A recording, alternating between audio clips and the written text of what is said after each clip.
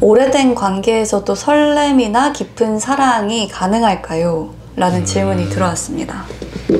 좋아.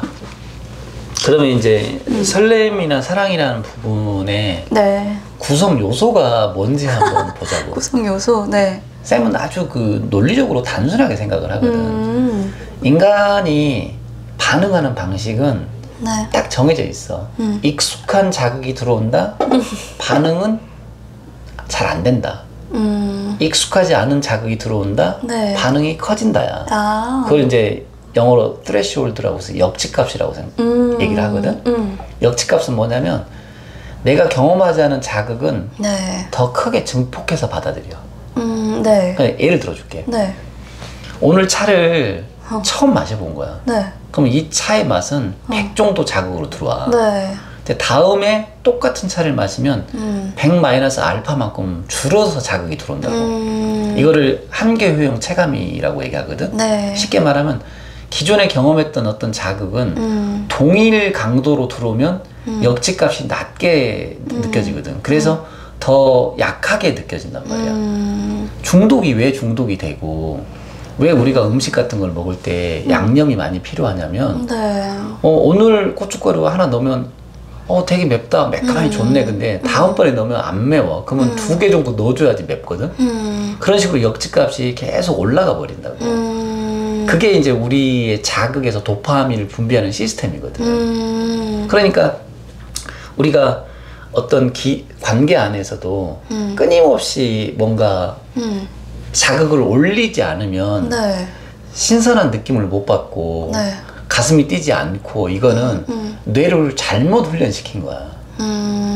사실은 네. 역치값을 올려가지고 더 큰 자극, 더 큰 자극이 들어오면 내가 오래된 관계에서도 사랑을 한다라고 생각을 하는 거는 네. 나중에 되면 둘이서 어떻게 해야지 사랑을 느끼냐면 둘이서 처음에 만났을 때는 차만 마셔도 너무 좋았어. 역치값이. 근데 두 번째 차 마시니까 그 정도 맛이 안 나. 그쵸. 그러면 차 마시고 우리 아이스크림 같이 먹을까? 플러스 알파 아이스크림 했어. 그러면 역치값이 조금 떨어졌다가 아이스크림을 더해주니까 좀 올라갔어. 세 번째 만나면 차 마시고 아이스크림 먹으려는 역치값이 안 올라가거든. 그럼 가슴이 안 뛰어. 밋밋해. 그럼 어떻게 해야 돼? 소주는 한잔 할까? 술이나 한잔 할까? 역치값이 올라갔지. 네 번째 만날 때는 어떨까? 드라이브도 가야 되고. 드라이브 가야 되고 우리 뭐 웬만하면 오늘 같이 하루 같이 보낼까? 그 다음에는 우리 결혼할까? 그 다음에는 뭐 어떻게 할까? 아이도 낳을까? 이렇게 역치값이 계속 올린단 말이야. 네네. 그러면 자연스러운 상태에서 역치값이 올릴 수 있는 게 이제 웬만하면 다 경험이 됐겠지. 그렇죠. 네. 그 다음에 소위 말해서 매너리즘에 빠지는 거거든. 그러니까 오래된 연인들, 부부들 다 어때? 상대에 대해서. 처음 느꼈던 그 신선함과 그런 가슴 뛰는 느낌들이 거의 없잖아. 그거는 자극을 바라보는 방식이 강해야지 된다는 식으로 학습이 왜곡돼 있는 거야. 근데 자연스러운 건 아니에요, 선생님? 자연스럽기도 하지. 뇌가 이제 생존하는 방식 중에 하나이니까. 그런데 인간의 행복에는 도움이 안 된다. 근데 행복에 도움이 되는 거는 두 가지 방식이 있는데, 네. 자, 이것도 역치값이 방식이긴 한데, 네네. 자, 내가 배우자를 바라볼 때는 연인을 바라볼 때, 오래된 친구를 바라볼 때, 같은 눈으로 바라보지 말고 뭐가 다르지라고 새로운 걸 찾아봐봐. 그러면 굉장히 다른 것들이 많아. 네. 맨날 보고 살았다고 생각하지만 네. 오늘 자세히 들여다보니까 눈이 쌍꺼풀인데 되게 한쪽이 크고 한쪽이 작네를 발견하는 순간 굉장히 다른 느낌이 들거든. 그러면 또 역치값이 확 올라가. 근데 이렇게 보다 보면 네. 새로운 것들이 너무 많아. 그래서 매일매일 새로운 자극을 찾아낼 수 있어.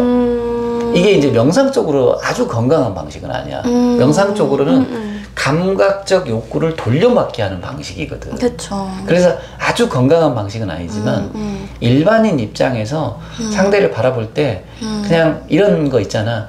상대의 긍정적인 면을 하나씩 찾아보기, 일일 긍정 찾아보기, 이런 노력을 한단 말이야. 네. 그러면 새로운 게 계속 보여. 네. 그러면 긍정적인 모습이 보이니까 내가 찾아서 내가 피드백을 좋게 받는 거거든. 그쵸. 그래서 굉장히 노력하는 부부들이나 연인들은 이렇게 해서 서로를 그쵸. 항상 좋은 관계를 유지해가는 사람들도 있거든. 자, 두 번째. 네. 조금 더 명상적인 방법은 뭐냐면 섬세한 방식으로 가는 거야. 네. 이것도 아주 100% 명상적인 방법은 아니지만 섬세하게 가면 좋은 게 뭐냐면 네. 이 사람의 액션이 컸을 때 내가 좋았는데 네. 지금은 그냥 미소만 지어도 아, 이 느낌도 참 좋다. 너무 과하지 않은 그 제스처도 너무 좋다. 네. 이렇게 역지값을 낮춰봐서 새로운 면을 찾아내는 것도 하나의 방법이거든. 네. 근데 이게 이제 명상법 안에는 그 삼매라는 개념이 있거든. 네. 삼매는 결국은 뭘 하는 거냐면 거칠은 자극을 네. 섬세한 자극으로 바꿔주는 거야. 아하. 그러면 이제 예를 들어서 네. 음식으로 비유하면 맵짠, 단짠 먹었을 때 우리가 역지값이 확 올라가잖아. 네. 그때 확 좋잖아. 네. 근데 먹고 나면 몸에 충격이 되게 크잖아. 그쵸. 몸이 못 버틴단 말이야. 네. 그러면 그 다음부터는 역지값을 어떻게 바꾸냐면 슴슴하고 담담한 맛이 좋아. 그렇게 먹다 보면 나중에 뭐 어디 뭐 평양냉면이가 함흥냉면은 진짜 그 원조는 보통의 미각을 가진 사람들은 아무 맛이 없대. 그렇게 느낀대. 네. 근데 슴슴하고 담담한 걸 좋아하는 사람들은 그 깊은 맛이 너무 좋아서 일반 그 식당에서 파는 양념이 많이 돼 있거나 간이 센 냉면을 못 먹는 거야. 아, 그렇구나. 그런데 명상을 하다 보면 네. 이게 더 심화돼 가지고 이제 음식 자체에서 느끼는 맛도 맛이 없고 음식을 안 먹었을 때 느끼는 맛이 더 좋은 거야. 그 배가 불렀을 때 또는 네. 음식을 먹었을 때 욕구가 일어났을 때 느끼는 게 행복하다 해서 배가 비어 있을 때 네. 음식 생각에서 벗어나 있을 때가 훨씬 더 행복한 느낌이 들거든.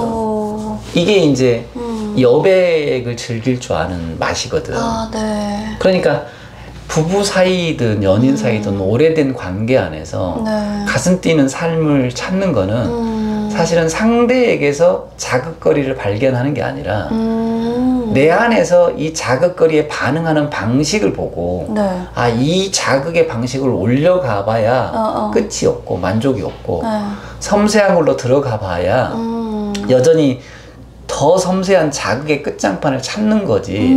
그렇다면 결국은 나한테 남는 건 뭐냐면 네. 이런 과정을 통해서 내가 재밌거리를 결정하는구나. 네. 이걸 아는 순간 강한 역지값의 자극이든 섬세한 역지값의 자극이든 외부 자극을 통해서 느끼는 자극으로 나는 행복해지기 어렵다라고 이해가 되는 거야. 네. 삼매는 어떻게 해서 사람의 정신을 깨우는 거냐면 아주 섬세한 자극으로 가게 해. 그래서 네. 음식 생각을 하던 거를 어떤 호흡이든 명상 대상에 집중하면 음식 생각이 안 나거든. 네. 그럼 욕구가 이렇게 확 역지값이 올라갔다가 역지값이 떨어지면서 담담해. 그때 오는 평화로움이 있어. 네. 아, 그러면 음식 생각 안 하고 네. 호흡에 집중하고 몸의 느낌에 집중했을 때 너무 행복하다. 그 느낌이 오면 자꾸 음식을 안 먹고 싶거든. 그러면 어떤 집착이 생기냐면 음식을 안 먹고 비어있고 욕구에서 순화됐을 때가 너무 좋은 거야. 거기에 대한 집착이 생기거든.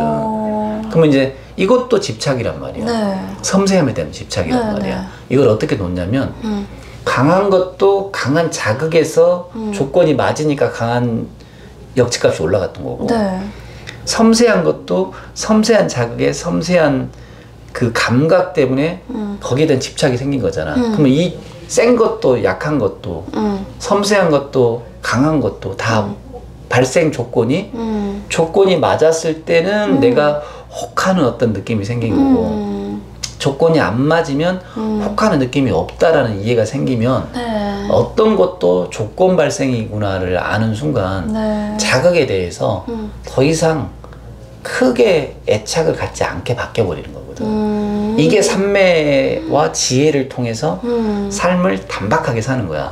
그러면 역지값이 높든 낮든 이게 더 이상 문제되지 않는 의식으로 바뀌어버리는 거거든.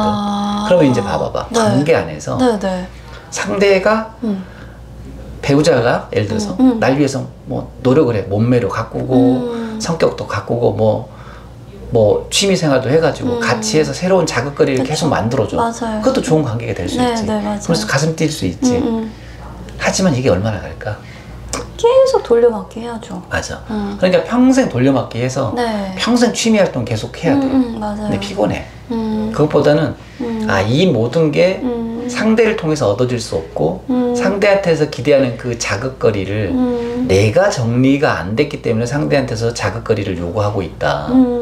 그러면 내가 내 자극거리에 대한 그 이해를 정리해내면 상대를 통해서 자극거리를 느끼고 싶거나 상대가 자극을 주지 않으면 나는 가슴 뛰는 삶이나 새로운 사랑 같은 느낌이 뭐 생길 거라는 기대가 넌센스구나를 이해할 수 있거든. 그러면 상대가 어떤 상태여도 나는 아무 문제가 없이 담담하게 상대를 받아들이면서 평생을 좋은 친구로 살 수가 있단 말이야. 어렵네요. 어렵지.